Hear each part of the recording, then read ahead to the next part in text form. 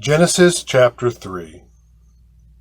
Now the serpent was more crafty than any other beast of the field that the Lord God had made. He said to the woman, "Did God actually say, 'You shall not eat of any tree in the garden'?" And the woman said to the serpent, "We may eat of the fruit of the trees in the garden, but God said, 'You shall not eat of the fruit of the tree that is in the midst of the garden, neither shall you touch it, lest you die.' But the serpent said to the woman, 'You will not surely die. For God knows that when you eat of it, your eyes will be opened, and you will be like God, knowing good and evil.' So when the woman saw that the tree was good for food, and that it was a delight to the eyes, and that the tree was to be desired to make one wise, she took of its fruit and ate. And she also gave some to her husband who was with her, and he ate. And the eyes of both were open, and they knew that they were naked.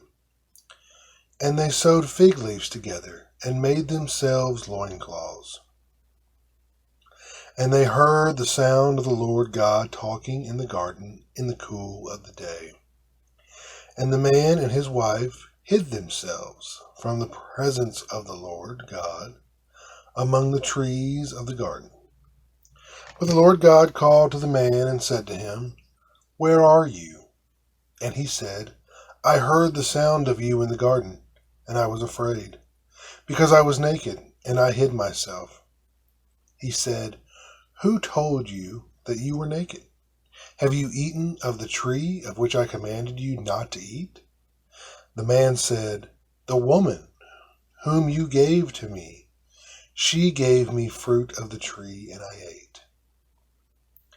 Then the Lord God said to the woman, "What is this that you have done?" The woman said, "The serpent deceived me, and I ate." The Lord God said to the serpent, "Because you have done this, cursed are you above all livestock, and above all beasts of the field. On your belly you shall go, and dust you shall eat all the days of your life. I will put enmity between you and the woman, and between your offspring and her offspring. He shall bruise your head, and you shall bruise his heel."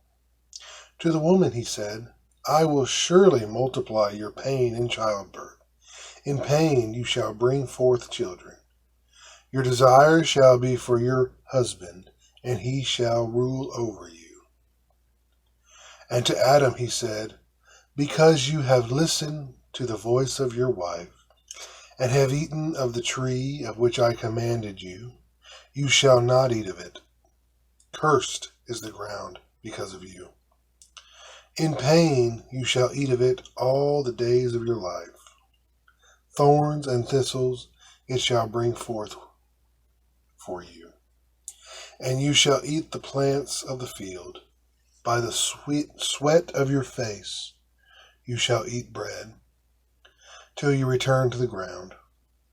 For out of it you were taken, for you are dust, and to dust you shall return."